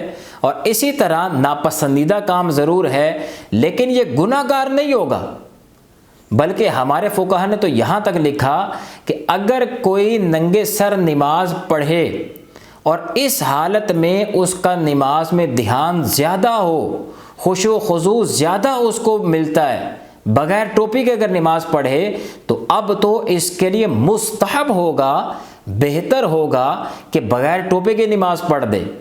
اچھا، اسی طرح اس کی مثالوں میں سے آنکھیں بند کر کے نماز پڑھنا، عام حالت میں اس کا حکم یہ ہے کہ یہ مکروہ تنزیہی ہے، ایسا نہیں کرنا چاہیے، ناپسندیدہ فعل ہے. لیکن وہی بات، اگر کسی کے آنکھیں بند کر کے نماز میں توجہ زیادہ رہتی ہے تو اب اس کے لیے بہتر ہوگا کہ وہ آنکھیں بند کر کے نماز پڑھے، کیونکہ نماز میں اصل مقصود ہے توجہ زیادہ ہو. تو جس فعل سے، جس کام سے اس کو نماز میں خشوع و خضوع زیادہ نصیب ہوتا ہے تو اس کے لیے یہ کرنا صحیح ہے. اچھا، تو اسی طرح اس کی مثالوں میں سے ہے کہ فوراً سجدہ تلاوت نہ کرنا جبکہ باوضو ہو. اگر کوئی شخص باوضو ہے، مکروہ وقت بھی نہیں ہے، اس نے آیت سجدہ پڑھ دی تو فوراً سجدہ کرنا اس کے لیے بہتر ہے، سنت غیر مؤکدہ کے مد مقابل ہے. لیکن اگر کوئی لیٹ کرتا ہے جان بوجھ کر، اگرچہ باوضو ہے، تو یہ مکروہ تنزیہی تو ضرور ہے لیکن گناہ گار نہیں ہوگا. ناپسندیدہ فعل ضرور ہے لیکن آپ اس کو گناہ گار نہیں کہہ سکتے. اسی طرح بڑا اہم مسئلہ یاد رکھیں کہ حالت جنابت میں، یعنی جب بندے پر غسل لازم ہو، اس حالت میں بال ناخن وغیرہ کاٹنا، اس کو ہمارے فقہا نے مکروہ تنزیہی لکھا ہے، ناپسندیدہ کام ہے. لیکن بہرحال اگر کوئی کاٹ لے تو گناہ گار نہیں ہوگا. ہاں، یہاں یہ مسئلہ بھی یاد رکھیں کہ وہ خواتین جو مخصوص ایام میں ہوں، یہ اگر اپنے مخصوص ایام کے دوران ہی بال ناخن وغیرہ کاٹ لیتی ہیں تو ان پر کسی قسم کی کراہت بھی نہیں ہے. کراہت اس صورت میں ہوگی کہ جب مخصوص ایام ختم ہو چکے لیکن ابھی تک غسل نہیں کیا، اس دوران اگر یہ بال ناخن وغیرہ کاٹیں گی تو ان کے لیے بھی کراہت ہوگی، کیونکہ اب یہ چاہیں تو پاک ہو سکتی ہیں. اس لیے ایسی صورت میں مکروہ تنزیہی ضرور ہوگا، وگرنہ دوران ایام اگر یہ بال ناخن وغیرہ کاٹ لیتی ہیں تو اس صورت میں ان کے لیے کوئی کراہت نہیں ہے. اسی طرح یہ بھی یاد رکھیں کہ حالت جنابت میں کھانا پینا، یعنی کسی بندے پر غسل لازم ہے تو اب بہت سے لوگ یہ سوال کر لیتے ہیں کہ کیا حالت جنابت میں جب بندے پر غسل لازم ہو تو کھا پی سکتا ہے؟ اب آپ کو مسئلہ پتہ چل گیا کہ حالت جنابت میں کھانا پینا بغیر کلی کیے ڈائریکٹ کھانا پینا جو ہے یہ مکروہ تنزیہی ہے، یعنی ناپسندیدہ ضرور ہے لیکن گناہ نہیں ہے. اور اگر کوئی شخص حالت جنابت میں ہے اور وہ ہاتھ دھو کے کلی وغیرہ کر لیتا ہے، اس کے بعد کھاتا پیتا ہے، تو اب تو کراہت بھی کسی قسم کی باقی نہیں رہتی. کراہت اس صورت میں ہے کہ جب کلی وغیرہ کیے بغیر ہی یہ کھا پی لے. ہاں، یہ بھی یاد رکھیں کہ ہمارے فقہا نے یہ لکھا ہے کہ سارا سال کوئی بندہ روزہ رکھتا ہو، ہر روز روزہ، تو یہ بھی مکروہ تنزیہی کی لسٹ میں آتا ہے. ناپسندیدہ اس کو قرار دیا شریعت مطہرہ نے کہ روزانہ ہی روزہ، پورا سال روزہ رکھے، تو اس کو شریعت نے پسند نہیں کیا. اسی طرح یہ بھی یاد رکھیں کہ مکروہ تنزیہی کی مثالوں میں سے جیسا کہ ہمارے فقہا نے ارشاد فرمایا کہ کوئی بندہ ایسی منت مان لے جس کو منت معلق کہتے ہیں، یعنی کہ یا اللہ میرا یہ فلاں کام ہو گیا تو میں اتنے نفل پڑھوں گا یا پڑھوں گی. تو یہ جو آپ نے کسی کام پر معلق کر کے منت مانی ہے تو ایسی منت کو ہمارے فقہا نے مکروہ تنزیہی لکھا ہے، ناپسندیدہ ہے ایسا کام. اگر آپ نے منت مانی ہے تو کسی کام پہ معلق کیوں کرتے ہیں اس کو؟ تو اس میں بہرحال ناپسندیدگی کا پہلو ہے ایسی منت میں. لہٰذا اگر کوئی ایسی منت مانتا ہے تو بہرحال ناپسندیدہ ضرور ہے لیکن وہ گناہ گار نہیں کہلائے گا. اسی طرح 5ویں نمبر پر ہے خلاف اولا. خلاف اولا وہ کام کہ اگر کوئی بندہ ایسا کام کرتا ہے تو کوئی عرض نہیں ہے، بہتر تھا کہ نہ کرتا، لیکن اس پر کسی قسم کی ناپسندیدگی کرنے کے حوالے سے نہیں ہے، کسی قسم کی ملامت نہیں ہے۔ اگر نہ کرتا تو بہت بہتر تھا، کر لیا تو اس پر کسی قسم کی کراہت نہیں ہے۔ اس کی مثالوں میں سے یہ ہے کہ جیسے قربانی کا سارا گوشت خود رکھ لینا، یہ بہت اہم نقطہ ہے۔ بہت سے لوگ یہ سمجھتے ہیں کہ قربانی کے گوشت کے 3 حصے کرنے یہ فرض ہیں، کوئی نہیں کرتا تو اس کو گناہ گار سمجھتے ہیں، جبکہ ایسا نہیں ہے، بلکہ اب آپ کو مسئلہ یہ پتہ چل گیا کہ قربانی کے گوشت کے 3 حصے کرنا یہ مستحب ہے، زیادہ سے زیادہ یہ کیا ہے؟ مستحب ہے، بہت اچھا کام ہے کہ 3 حصے کرنے چاہیے۔ لیکن اگر کسی نے 3 حصے نہیں کیے تو کیا گناہ گار ہوگا؟ نہیں، یہ خلاف اولا ہے۔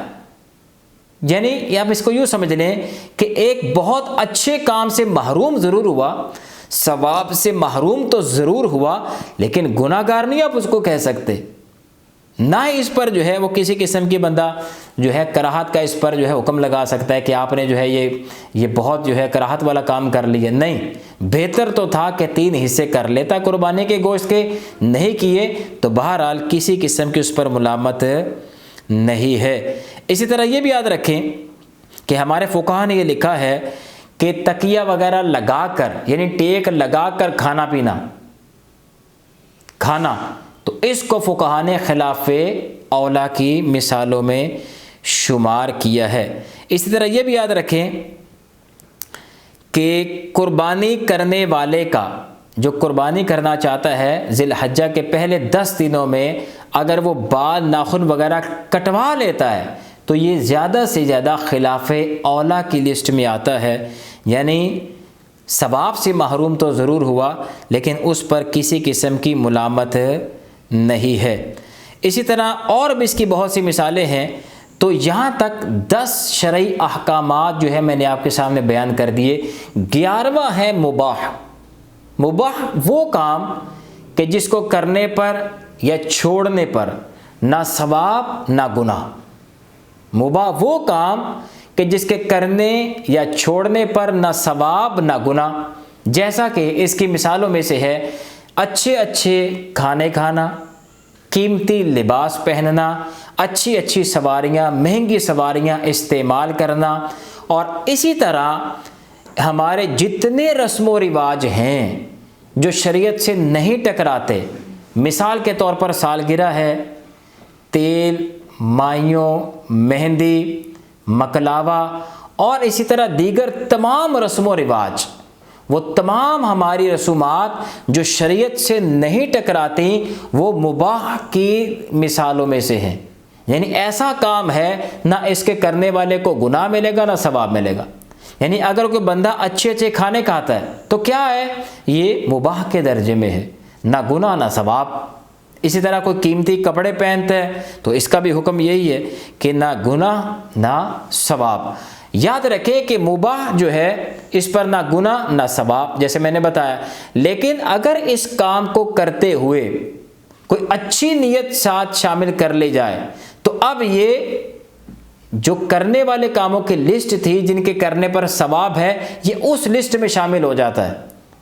اور اگر کوئی اس کام کو کرتے ہوئے بری نیت شامل کر لے تو پھر یہ ممنوع کاموں کی لسٹ میں شامل ہو سکتا ہے۔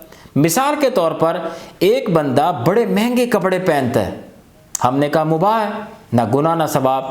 اگر وہ اس نیت سے پہنتا ہے کہ میں اللہ کی نعمتیں جو اس نے مجھے دی ہیں اس کا اظہار ہو، میں اللہ کا شکر ادا کروں، تو اس پر تو اس کو ثواب ملے گا یا مستحب کے درجے میں چلا جائے گا۔ اور اگر کوئی اس نیت سے پہنتا ہے تاکہ لوگوں کو حقیر جانتا ہے، اپنا بڑاپن ہونا، تکبراً، تاکہ لوگوں پر اپنی دھاک بٹھائے ان کو حقیر سمجھتے ہوئے، تو اب یہ مکروہ تحریمی یا حرام کی طرف جو چلا جائے گا، اس پر اس کو گناہ ملے گا۔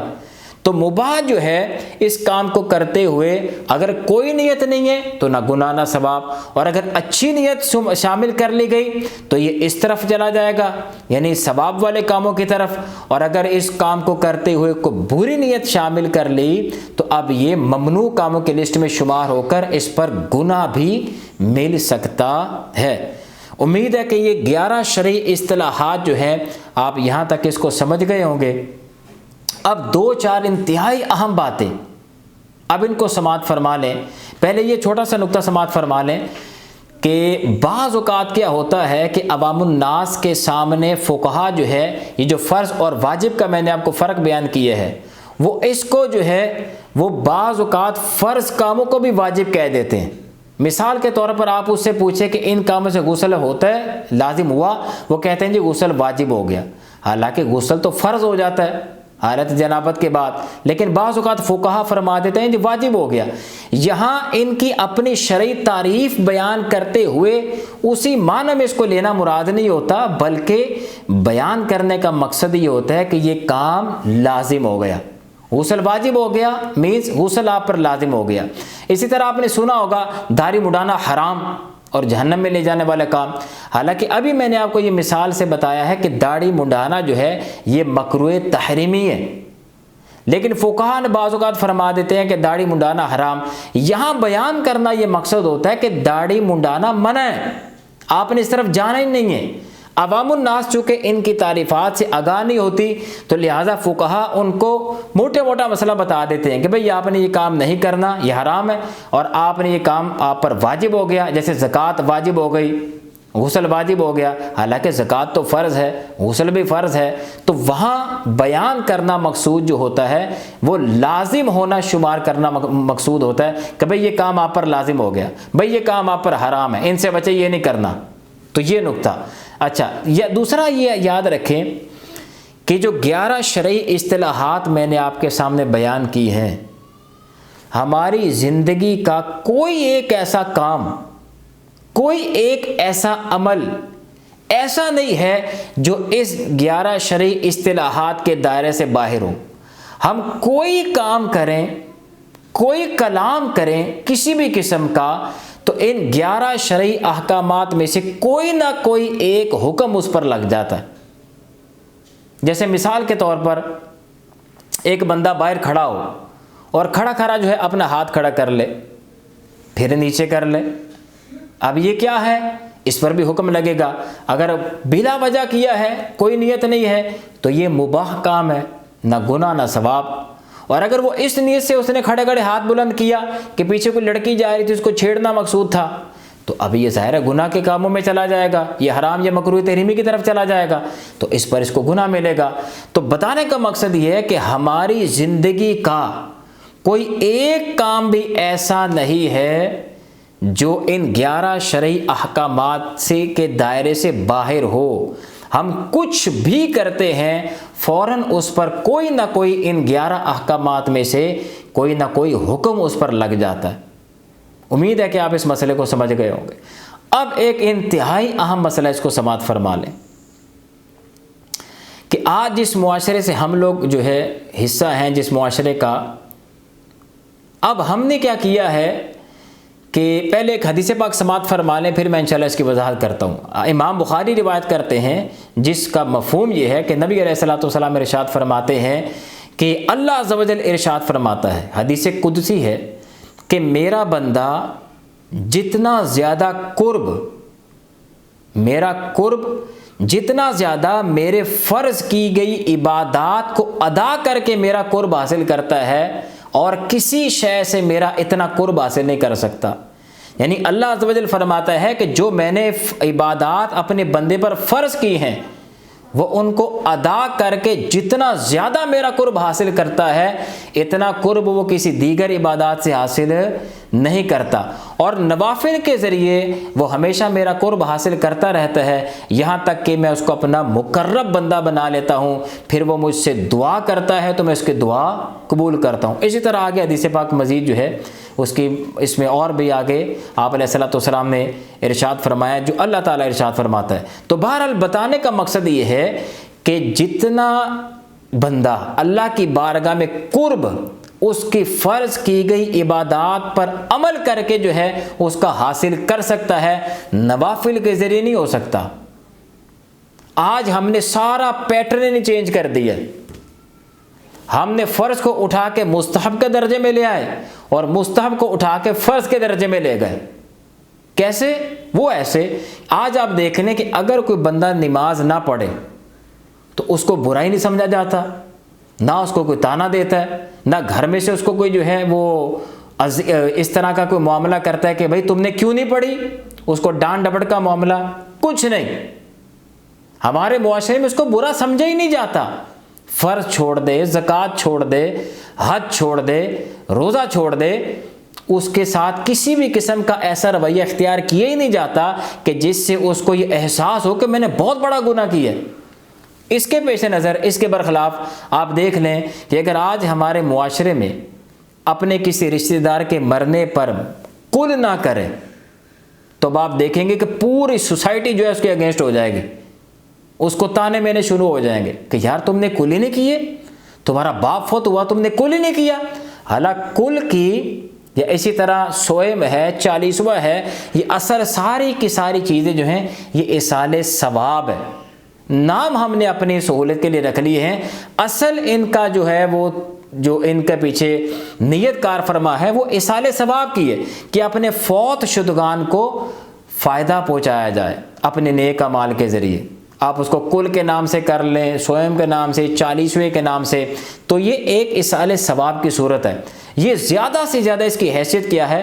مستحب کام کی ہے۔ لیکن اب آپ دیکھیں گے کہ اگر اس معاشرے میں کوئی کل نہ کرے، کوئی 40واں نہ کرے، کوئی سوئم نہ کرے، کوئی عرس نہ کرے یا کوئی 11ویں نہ کرے تو لوگ اس کو جو ہے تانا دینا شروع کر دیتے ہیں، اس کو برا بھلا کہنا شروع کر دیتے ہیں کہ یہ تو ایسا ہے، یہ تو ایسا ہے، یہ تو ایسا ہے، اس نے کل نہیں کیا اپنے باپ کی جو ہے وہ اس کے فوتگی پر، اس نے کل ہی نہیں کیا اپنے باپ کا، یہ 40واں ہی نہیں کیا، تو لوگ اس کو جو ہے وہ اذیت دینا شروع کر دیتے ہیں، اس کو باتیں بناتے ہیں، اس کو ملامت کرتے ہیں۔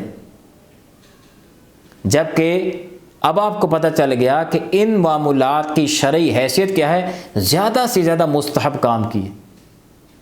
اور یہ یاد رکھیے، ہمارے فقہا نے یہ لکھا کہ اگر کوئی شخص کسی مستحب کام کے چھوڑنے پر، کسی نے مستحب کام کو چھوڑ دیا، دوسرے بندے نے اس کو ملامت کیا کہ تم نے یہ کیوں نہیں کیا، تمہیں کرنا چاہیے تھا، اس کو اذیت دی، اس کو تانا دیا، تو یاد رکھیں اس کا مطلب یہ ہوا کہ یہ شخص ایک مستحب کام کے چھوڑنے پر جو ملامت کر رہا ہے، یہ ایک مستحب کام کو فرض یا واجب سمجھتے ہوئے ہی اس کو مطلب اس کو تانا مینا کر رہا ہے، اس کو فرض یا واجب قرار دینا چاہتا ہے۔ اسی لیے ہمارے فقہا فرماتے ہیں کہ اگر مستحب کام کے ترک پر کوئی کسی کو ملامت کرے گا تو یہ ملامت کرنے والا جو ہے یہ خود بدعتی ہوگا، یہ خود گمراہ قرار پائے گا، وہ اس وجہ سے کہ یہ ایک مستحب کام کو فرض یا واجب شمار کرنا چاہتا ہے، جبکہ کسی کام کو فرض یا واجب شمار کرنا، واجب ثابت کرنا، واجب قرار دینا، یہ اللہ عز و جل کا کام ہے یا اس کے بتائے سے اس کے نبی علیہ الصلوۃ والسلام کا کام ہے، یہ امتی کا کام نہیں ہے اپنے پاس سے کسی کام کو فرض واجب قرار دے دینا۔ تو اگر کوئی کسی مستحب کے ترک پر ملامت کرے گا تو ایسا شخص خود جو ہے وہ گناہگار ہوگا، خود بدعتی کہلائے گا، خود گمراہ کہلائے گا، کیونکہ ایک مستحب کام کے ساتھ وہ فرض اور واجب جیسا معاملہ کرنا اس نے شروع کر دیا جس کی شریعت نے اس کو اجازت نہیں دی تھی۔ تو میں نے آپ کو بتایا کہ آج ہم نے سارا معاملہ پیٹرن چینج کر دیا، ہم نے مستحبات کو جو ہے دانتوں سے پکڑ لیا، فل مضبوطی سے پکڑ لیا، 11ویں ہم قضا ہونے نہیں دیتے، نماز کے ہم قریب ہی نہیں پھٹکتے، اسی طرح کل 40واں، یہ دیگر معاملات، میلاد وغیرہ، یہ بہت اچھے کام ہیں، کرنے چاہیے دائرہ شریعت میں رہتے ہوئے، میں ان کو منع نہیں کر رہا، لیکن جو سمجھانا چاہ رہا ہوں آپ اس کو سمجھے کہ یہ بہت اچھے کام ہیں اس وقت جب آپ پہلے فرض، واجب، سنت موقدہ اس کیٹیگری کو اگر آپ پورا کر رہے ہیں، اس کے بعد اگر آپ یہ معاملات کرتے ہیں تو بہت زیادہ ثواب ہے، لیکن اگر آپ پہلے اوپر 3 کیٹیگریز جن پر آپ کی گرفت ہے، فرض، واجب، سنت موقدہ اور اسی طرح حرام، مکروہ تحریمی، اسعات، یہ سمجھ لیں یہ ریڈ زون ہے، یہ کرنا ہی کرنا ہے، کیونکہ ان کے کرنے نہ کرنے پر شریعت گرفت فرماتی ہے۔ ان کے کرنے کے بعد اگر آپ ان کاموں کی طرف آتے ہیں تو بہت ثواب ملتا ہے، لیکن اگر آپ نے پورا اوپر والا وہ فرض، واجب، سنت موقدہ ان کو گول کر دیا، کبھی ان کے قریب ہی نہیں پھٹکے، سیکھنے کی کوشش نہیں کی کہ ہم پر فرض کیا کیا ہے، واجب کیا کیا ہے، سنت موقدہ کیا کیا ہے، اور یہ چیزیں لے کے اگر آپ بیٹھے ہوئے ہیں اور آپ یہ سمجھتے ہیں کہ آپ بہت زیادہ ثواب کما رہے ہیں، جبکہ اللہ کے فرض کیے ہوئے کو، اس کے نبی علیہ الصلوۃ والسلام کے فرض واجب کیے ہوئے کاموں کو ترک کر رہے ہیں، تو آپ سمجھ لیں کہ آپ شیطان کے پیچھے چل رہے ہیں، آپ سیدھے ٹریک پہ نہیں ہیں، آپ سیدھے راستے پر نہیں ہیں۔ جب تک آپ اور میں اللہ عز و جل کے فرض کیے گئے، واجب کیے گئے کاموں کو نہیں کرتے، اپنی پسند کے چند ایک اعمال کو اختیار کر کے اگر ہم یہ سمجھیں کہ ہم جنتی ہیں تو یہ بہت بڑی بھول ہے۔ ہمارے ہاں یہی ہے کہ بندہ سارا سال نماز نہیں پڑھتا، روزے کے قریب بھی نہیں جاتا اور زکوٰۃ کی طرف نہیں جاتا، وہ سمجھتا ہے کہ سال میں ایک محفل میلاد بہت بڑے پیمانے پر کر کے، بڑے بڑے نعت خواں بلا کے، ان پر پیسے پھینک کے، چند نعرے لگا کے میں جنتی بن گیا، چونکہ وہ جنت تو وہاں بانٹ رہے ہوتے ہیں، وہ نقیب حضرات جو ہے کہ جو ایسا ذہن بنا دیتے ہیں کہ جو اس مجلس میں آج آ چکا ہے وہ پکا جنتی ہے۔ تو ایسے بے وقوف قسم کے لوگ جو ہیں، یہ جو جھوٹی روایتیں بیان کرتے ہیں، غلط قصے کہانیاں بنا کے لوگوں کا یہ ذہن بنانے کی کوشش کرتے ہیں کہ جو اس مجلس میں بیٹھا ہے وہ تو پکا جنتی ہے، جنت تو اس کے باپ کی ہے، جنت تو وہ خرید گیا، جبکہ ہماری غلطیوں پر ہمیں آگاہ نہیں کیا جاتا کہ عوام الناس یہ غلطیاں کر رہی ہے، یہ بتایا ہی نہیں جاتا کہ حضرت آپ نماز نہ پڑھ کے کتنا بڑا گناہ کر رہے ہیں، آپ زکوٰۃ نہ دے کے کتنا بڑا گناہ کر رہے ہیں، زکوٰۃ آپ دیتے کوئی نہیں، آپ ویسے اللہ کے راہ میں بھرا لٹا رہے ہیں، کبھی مسجد میں پیسے لگا دیے، کبھی کسی ہاسپٹل میں پیسے لگا دیے، کبھی کھانے پکوا دیے، دیگیں پکوا دی، 11ویں کروا دی، 12ویں کروا دی، ویسے تو نفلی صدقات تو آپ بہت کر رہے ہیں، زکوٰۃ کے مسائل ہی آپ کو نہیں آتے، آپ کو یہی نہیں پتا کہ زکوٰۃ میری بنتی کتنی ہے، دینی کتنی ہے، جب پوچھو تو آپ یہ کہہ دیتے ہیں کہ جی اللہ کے راہ میں ویسے بڑا لٹا دیتے ہیں۔ تو ایسے کام نہیں چلے گا، جب تک اللہ عز و جل اور اس کے نبی علیہ الصلوۃ والسلام کے فرض کیے ہوئے کام آپ ان کو ادا نہیں کرتے، آپ رسپانسبل ہیں، نفلی عبادات جتنی مرضی کرتے رہیں، وہ آپ کا اپنا شوق ہے، اللہ عز و جل اس کے نبی علیہ الصلوۃ والسلام نے آپ کو پابند نہیں کیا یہ نفلی کام کرنے کا، جن کاموں کا اللہ عز و جل نے اور اس کے نبی علیہ الصلوۃ والسلام نے پابند کیا، اصل پوچھ ان کاموں کی ہے، اصل کامیابی اور ناکامی کا معیار وہ کام ہے، ان کاموں کے کرنے نہ کرنے پر آپ کی گرفت ہے۔ اگر آپ سارا سال دیگے پکواتے رہیں تو اس کے بارے میں تو سوال ہی نہیں ہونا تھا، آپ سے تو سوال ہی صدقہ فطر کا، قربانی کا، اسی طرح زکوٰۃ کا ہونا تھا، وہ آپ نے کبھی اس طرح توجہ ہی نہیں دی، نماز کی طرف آپ کبھی آئے کوئی نہیں، اور آپ جو ہیں یہ سمجھتے ہیں کہ چند یہ مستحبات میں انگوٹھے چوم لیتا ہوں، چند مستحبات کرنے کے بعد اگر آپ سمجھ لیں کہ آپ کامیابی کی طرف جا رہے ہیں تو یہ آپ کی بھول ہے۔ جب تک یہ ریڈ زون یعنی فرض، واجب، سنت موقدہ اس کی ادائیگی آپ نہیں کر لیتے، آپ اللہ کی بارگاہ میں مجرم ہی رہیں گے۔ لوگ فرض علم سیکھنے کی طرف نہیں آتے، جو ان پر علم فرض ہو چکا، جیسے اگر بالغ ہے تو وضو، غسل، نجاستوں کے مسائل، نماز کے مسائل، تھوڑا صاحب نصاب یعنی مالدار ہے تو زکوٰۃ کے مسائل، حج کے مسائل، روزوں کے مسائل، یہ سیکھنے فرض ہیں، لوگ ان کو نہیں سیکھتے، یہ فرض گول کر دیا ہوا ہم نے۔ ہاں ہم سیکھ رہے ہیں دنیا کو، دنیا کی تعلیم بندہ رات ایک دن ایک، سارا رات دن ایک کیا جا رہا ہے، کبھی کالج میں، کبھی اکیڈمیز میں، کبھی پھر گھر پہ جو ہے ایکسٹرا بھی ٹیوشن رکھ لی جاتی ہے، تو دنیا کے لیے بہت کوشش ہو رہی ہے، یہ بہت زیادہ بھی جو ہے ہم نے چھلانگ ماری تو ماہ رمضان المبارک میں ایک مرتبہ دورہ قرآن کر لیا، ہم نے کہا چلو جی بس دین کا فریضہ ادا ہو گیا۔ بھائی ایسا نہیں ہے، دورہ قرآن کرنا پر فرض نہیں تھا، یہ میں شاید پہلے بھی بیان کر چکا۔ جو فرض ہے پہلے اس کو ادا کریں، اس کے بعد اگر آپ مستحبات کی طرف آئیں گے تو آپ کو بہت زیادہ ثواب ملے گا۔ لیکن فرائض کو چھوڑ کے اگر آپ کہیں جی میں یہ اپنی پسند کے چند ایک کام کر کے جنتی بن جاؤں گا، تو یہ آپ کی خام خیالی ہے۔ ہاں اللہ کریم ہے، وہ چاہے تو بغیر کچھ کیے ہی معاف کر دے، لیکن جو شریعت نے ہمیں طریقہ راستہ بتایا ہے ہم اس کے پابند ہیں۔ ہم اپنی خام خیالیوں کو ہی دا لاسٹ نہیں سمجھ سکتے اور اسی کو فائنل سمجھ کے جو ہے اسی کے مطابق اپنی زندگی کو جو ہے وہ اس کا اپنا راستہ جو ہے اسی کو متعین کر لیں کہ جو میں نے پسند کیا بس وہی صحیح ہے۔ ایسا نہیں ہے، شریعت نے جو بتایا وہی صحیح ہے۔ نبی پاک علیہ الصلوۃ والسلام نے ارشاد فرمایا، جس کا مفہوم یہ ہے، مسند امام احمد بن حنبل کی حدیث پاک ہے، نبی علیہ الصلوۃ والسلام ارشاد فرماتے ہیں کہ 4 چیزیں اللہ تعالیٰ نے اسلام میں جو ہے وہ فرض کی۔ سننے والی حدیث پاک ہے، 4 چیزیں فرض کی اللہ تعالیٰ نے، جو ان میں سے 3 کرے ایک کو چھوڑ دے، فرمایا وہ 3 بھی قبول نہیں ہوں گی جب تک 4 مکمل نہ کرے، یعنی نماز، روزہ، حج، زکوٰۃ، جو 3 تو ادا کرے ایک چھوڑ دے، فرمایا وہ 3 بھی کسی کام نہیں آنے والی۔ اتنی شدید آپ علیہ الصلوۃ والسلام نے جو ہے وہ وعید اس حوالے سے بیان فرمائی ہے۔ یہ حضرت عبداللہ بن مسعود رضی اللہ تعالیٰ عنہ فرماتے ہیں، آپ فرماتے ہیں کہ یہ مجمع الزوائد کی روایت ہے کہ ہمیں حکم دیا گیا کہ نماز پڑھیں اور زکوٰۃ دیں، اور جو زکوٰۃ نہ دے اس کی نماز قبول نہیں۔ اور بہت سا اس پر کلام کیا جا سکتا ہے، تو خلاصہ کلام یہ ہے کہ جب تک ہم اپنے دین کو سیکھیں گے نہیں، ہم کس طرح سیدھے راستے پر چل سکتے ہیں۔ آج آپ کو الحمدللہ پتہ چلا احکامات کتنی نوعیت کے ہوتے ہیں، ان میں درجہ بندی کیا ہے، ان کی ترتیب کیا ہے، کون سا زیادہ ضروری ہے جس کے بغیر گزارے نہیں ہے، اور کون سے ایسے کام ہیں کہ جن کے بغیر گزارا ہو سکتا ہے۔ یہ ترتیب اپنی سیدھی کریں۔ یہ جو ہم نے الٹا کر دیا نا، سارا کچھ مستحب اوپر چلا گیا ہوا ہے اور فرض نیچے آ چکا ہے، نہیں، اس ترتیب کو ذرا چینج کریں۔ اپنے فرائض، واجبات، سنت موقدہ کی لسٹ کو ترتیب دیں، سیدھا کریں۔ ان اعمال کو کرنے کے بعد مستحبات کی طرف آئیں، دیگر سنتوں کی طرف آئیں، تو انشاءاللہ بہت زیادہ ثواب ملے گا۔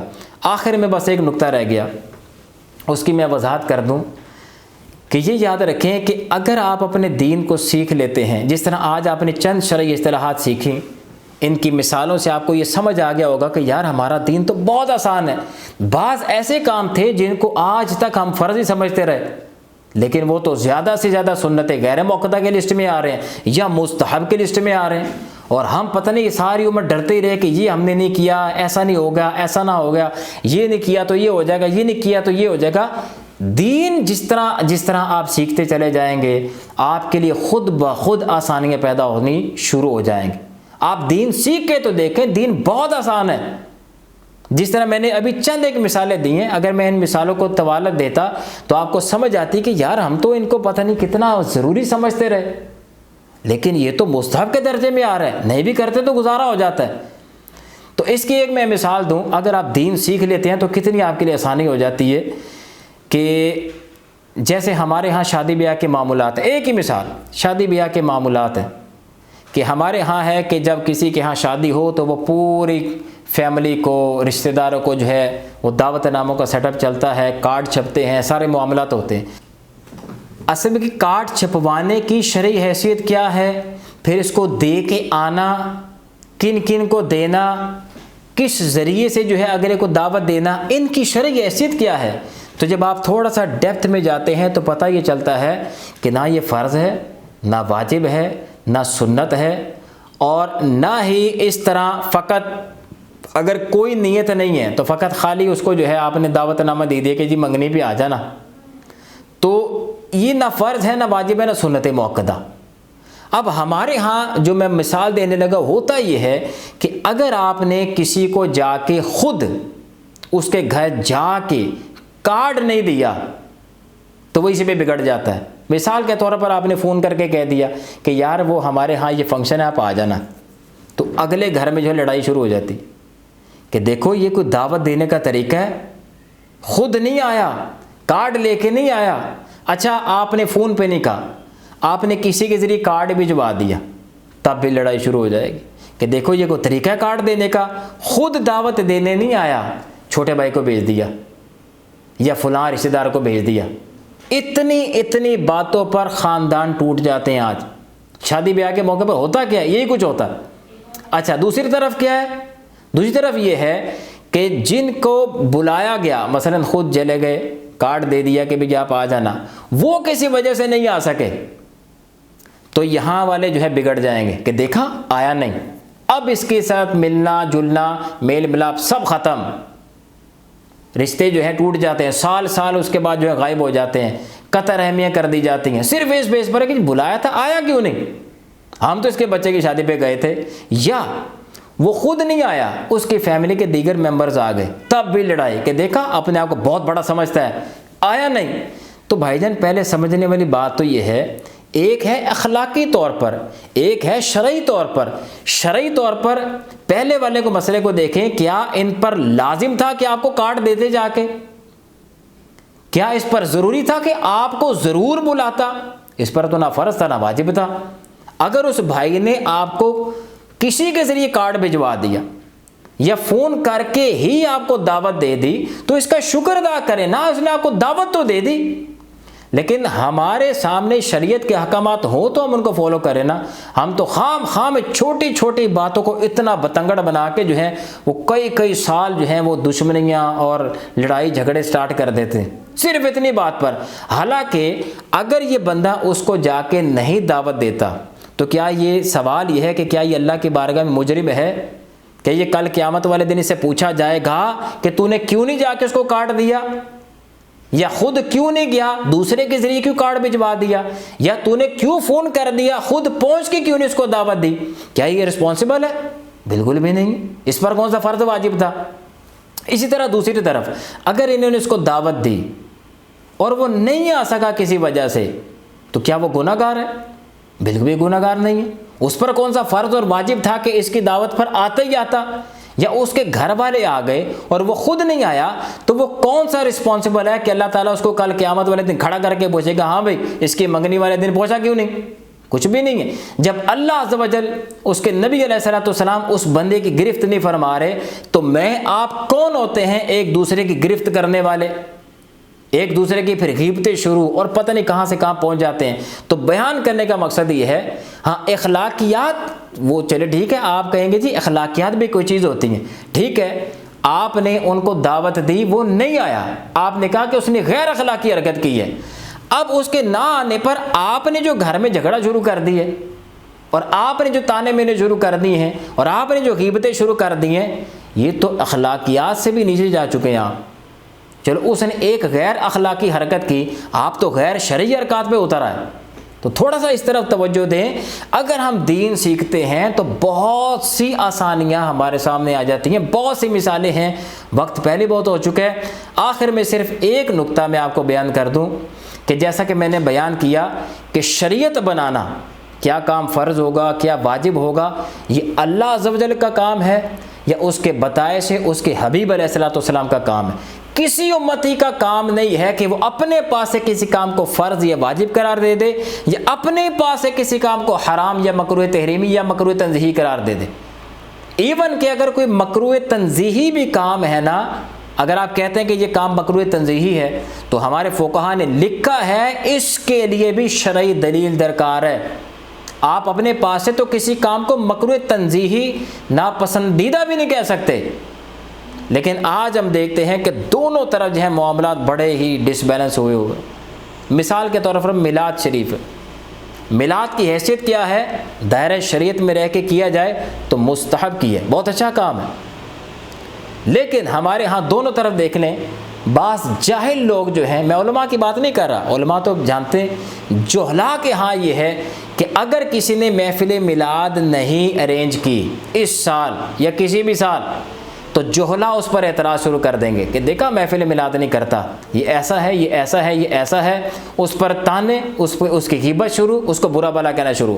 جبکہ میں پہلے بیان کر آیا کہ مستحب کام کے ترک پر ملامت کرنا، یہ ملامت کرنے والا خود جو ہے گمراہ ہے، بدعتی ہے۔ اس لیے اگر کسی نے میلاد نہ کرنے پر کسی کو تانا دیا تو ہم کہیں گے یہ تانا دینے والا خود گمراہ بدعتی ہے۔ اسی طرح اگر کسی نے اس مستحب کام کے کرنے پر کسی کو ملامت کی کہ تم یہ کیوں کر رہے ہو، یہ تو حرام ہے، تو ایک مستحب کام، ایک جائز کام کو اپنے پاس سے بغیر کسی شرعی دلیل کے حرام یا مکروہ تحریمی کہنا، یہ بھی گمراہی اور بدعت ہی ہے۔ اس لیے اگر کوئی ایک مستحب کام کو فرض یا واجب قرار دے وہ بھی گمراہ، اور اگر کوئی ایک مستحب کام کو اپنے پاس سے حرام قرار دے وہ بھی گمراہ ہے۔ بہترین جو ہے راستہ اعتدال کا راستہ ہے۔ اگر کوئی دائرہ شریعت میں رہتے ہوئے مستحب سمجھتے ہوئے میلاد مناتا ہے، اپنے نبی علیہ الصلوۃ والسلام کی یاد کرتا ہے، تو بالکل جائز ہے، اس میں کوئی عرض نہیں۔ اور اگر کوئی اس نیت سے یا کسی بھی نیت سے محفل میلاد نہیں ارینج کرتا، اس کو نہیں سیلیبریٹ کرتا، لیکن سمجھتا جائز ہے کہ یار زیادہ سے زیادہ مستحب کا بھی ہے، نہیں کیا تو کوئی عرض نہیں، تو جو نہیں منعقد کرتا اس پر بھی کسی قسم کی گرفت نہیں، جس نے دائرہ شریعت میں رہ کے کیا اس پر بھی کسی قسم کا کوئی الزام نہیں۔ کرنے والا نہ کرنے والے کو ملامت نہ کرے، اور نہ کرنے والا کرنے والے کو ملامت نہ کرے، تو بھی بہترین کار چل سکتی ہے۔ اللہ تعالی ہمیں سمجھنے کی توفیق عطا فرمائے، اپنے دین کو سیکھنے، سمجھنے، اس پر عمل کر کے اس کو آگے پہنچانے کی توفیق عطا فرمائے۔ آمین بجاہ النبی الامین صلی اللہ تعالی علیہ وآلہ وسلم۔ Please subscribe this channel and click on bell icon۔ اگر آپ کے پاس اسلام سے ریلیٹڈ کوئی سوال ہے تو نیچے کمنٹ باکس میں کمنٹ کریں۔ شکریہ۔